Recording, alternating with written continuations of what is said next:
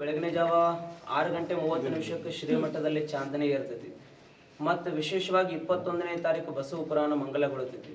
22ನೇ ತಾರೀಕು ಸಾಯಂಕಾಲ ಈ ಭಾಗದಲ್ಲಿ ಬಹಳ ಐತಿಹಾಸಿಕವಾಗಿರ್ತಕ್ಕಂಥ ಹೊಂಗೋಡೋತ್ಸವ ಅನ್ನುವಂಥದ್ದು ನಡೀತದೆ. ಅದೇ ಬಹಳ ವಿಶೇಷವಾಗಿರ್ತಕ್ಕಂಥದ್ದು. ಈ ಮಠದ ಮೂಲ ಕುರು ತಾಯಿಯನ್ನ ಅತ್ಯಂತ ವೈಭವದಿಂದ ಗಂಗಾ ಸ್ಥಳಕ್ಕೆ ಒಯ್ದು ಗಂಗೆಯನ್ನ ತಂದು ಅಡುಗೆಗೆ ಹಾಕಿ ದಾಸೋಹವನ್ನು ಪ್ರಾರಂಭ ಮಾಡತಕ್ಕಂಥ ಕಾರ್ಯಕ್ರಮ ನಡೀತದೆ. ಮತ್ತು 23ನೇ ತಾರೀಕು ಬೆಳಗಿನ ಜಾವ 25,000 ಜನ ತಾಯಿಯಂದಿರಿಗೆ ಏಕಕಾಲಕ್ಕೆ ಉಡಿ ತುಂಬತಕ್ಕಂಥ ಕಾರ್ಯಕ್ರಮ, ಬಹಳ ವಿಶೇಷವಾಗಿರ್ತಕ್ಕಂಥ ಕಾರ್ಯಕ್ರಮ ನಡೀತದೆ. ಹಾಗಾಗಿ ತಾವೆಲ್ಲರೂ ಮಧ್ಯಮ ಮಿತ್ರರು ಈ ಜಾತ್ರೆಯನ್ನ ಇಡೀ ನಾಡಿನ ತುಂಬೆಲ್ಲ ಹೆಸರಿಸಬೇಕು ಅಂತ ಹೇಳಿ ಸಮಸ್ತ ಮಾಧ್ಯಮ ಮಿತ್ರರಲ್ಲಿ ಅತ್ಯಂತ ಪ್ರೀತಿಪೂರ್ವಕವಾಗಿ ವಿನಂತಿಸಿಕೊಳ್ಳಕ್ಕೆ ಇಚ್ಛಾಪಡ್ತೇನೆ. ಈ ಕಾರ್ಯಕ್ರಮದಲ್ಲಿ ಬಂದು ಎಲ್ಲ ವರದಿಯನ್ನ ಸ್ವೀಕರಿಸಿ ಈ ಒಂದು ಸೇವೆಯಲ್ಲಿ ಪಾಲ್ಗೊಂಡಿರ್ತಕ್ಕಂಥ ಮಾಧ್ಯಮ ಮಿತ್ರರಿಗೆ ಮತ್ತೊಂದು ಸಾರಿ ಶರಣುಗಳನ್ನು ಸಮರ್ಪಣೆ ಮಾಡಿ ಈ ಕಾರ್ಯಕ್ರಮಕ್ಕೆ ಬಂದಿರತಕ್ಕಂಥ ಭಕ್ತ ಬಂಧುಗಳಿಗೆ ಮಾಧ್ಯಮ ಮಿತ್ರರಿಗೆ ಅಭಿನಂದನೆಯನ್ನು ಸಲ್ಲಿಸಿ ನನ್ನ ಮಾತಿಗೆ ನಾನು ವಿರಾಮವನ್ನು ಸರ್ವರಿಸ್ತೇನೆ. ಐತಿಹಾಸಿಕವಾಗಿರ್ತಕ್ಕಂತಹ ಗಣಪರಂಪರೆಯನ್ನು ಹೊಂದಿರತಕ್ಕಂಥ ಮಹಾಮಠ, ಸುಮಾರು ಸಾವಿರಾರು ವರ್ಷಗಳ ಇತಿಹಾಸವನ್ನು ಹೊಂದಿರತಕ್ಕಂಥ ಶ್ರೀಮಠದ ಜಾತ್ರೆ ಈ ಭಾಗದಲ್ಲಿ ಬಹಳ ವೈಶಿಷ್ಟ್ಯಪೂರ್ಣವಾಗಿ ನಡೆದುಕೊಂಡು ಬಂದಿರತಕ್ಕಂತಹ ಪರಂಪರೆಯ ಕ್ಷಣಗಳು. ಶ್ರೀಮಠದ ಜಾತ್ರೆ 3 ವರ್ಷಕ್ಕೊಮ್ಮೆ ಬಹಳ ವಿಶೇಷವಾಗಿ ವಿಭಿನ್ನವಾಗಿ ಶ್ರೀಮಠದಲ್ಲಿ ಜಾತ್ರೆ ನಡೀತದೆ.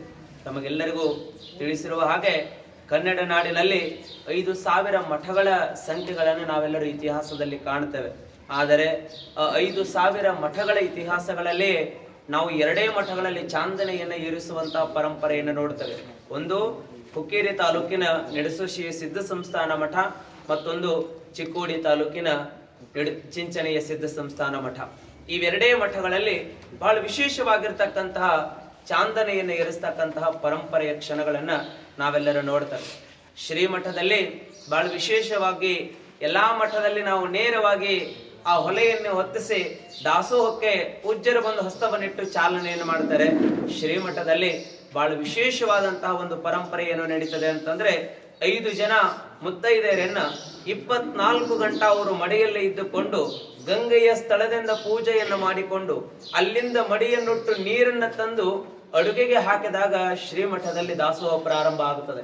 ಅಂತಹ ಒಂದು ಇತಿಹಾಸದ ಗಣಪರಂಪರೆಯನ್ನು ಹೊಂದಿರತಕ್ಕಂಥ ಮಹಾಮಠ ಅದು ಚಿಂಚನೆಯ ಅಲ್ಲಮ ಪ್ರಭು ಸಿದ್ಧ ಸಂಸ್ಥಾನ ಮಠ. ಈ ಮಠದಲ್ಲಿ ಈ ವರ್ಷ ಚಿಂಚನೆಯ ಹಾಗೂ ಸುತ್ತಮುತ್ತಲಿನ ಎಲ್ಲ ಭಕ್ತ ಬಂಧುಗಳು ಸೇರಿಕೊಂಡು ಈ ವರ್ಷ ಜಾತ್ರೆಯನ್ನು ಮಾಡಬೇಕು ಅನ್ನುವಂತಹ ಒಂದು ಸಂಕಲ್ಪವನ್ನು ಮಾಡಿದ್ದಾರೆ. ಅದಕ್ಕಾಗಿ ತಮಗೆಲ್ಲರಿಗೂ ಇವತ್ತು ಶ್ರೀಮಠದ ಇತಿಹಾಸವನ್ನ ನಾವು ಹೇಳಲಿಕ್ಕೆ ಬಯಸ್ತೇವೆ. ಶ್ರೀಮಠ ಈ ಭಾಗದಲ್ಲಿ ಶೈಕ್ಷಣಿಕವಾಗಿ, ಆಧ್ಯಾತ್ಮಿಕವಾಗಿ, ಸಾಂಸ್ಕೃತಿಕವಾಗಿ ಈ ಭಾಗದಲ್ಲಿ ಕೆಲಸವನ್ನು ಮಾಡಿರ್ತಕ್ಕಂಥ ಮಹಾಮಠ. ಪೂಜ್ಯ ಸಿದ್ದಪ್ರಭು ಮಹಾಸ್ವಾಮೀಜಿಯವರಾಗಿರ್ಬೋದು, ಪೂಜ್ಯನೀಯ ಅಲ್ಲಮಪ್ರಭು ಮಹಾಸ್ವಾಮೀಜಿಯವರಾಗಿರ್ಬೋದು, ಈ ಭಾಗದಲ್ಲಿ ಬಹಳ ದೊಡ್ಡ ಕೆಲಸವನ್ನ ಪೂಜ್ಯನೀಯ ಗುರುಗಳು ಈ ಭಾಗದ ಎಲ್ಲ ಭಕ್ತ ಬಂಧುಗಳಿಗೆ ಆಶೀರ್ವಾದ ಮಾಡಿರ್ತಕ್ಕಂಥದ್ದು ಇಡೀ ಈ ಸಮಸ್ತ ಈ ಭಾಗದ ಭಕ್ತ ಬಂಧುಗಳಿಗೆ ಗೊತ್ತಿರತಕ್ಕಂತಹ ವಿಷಯ.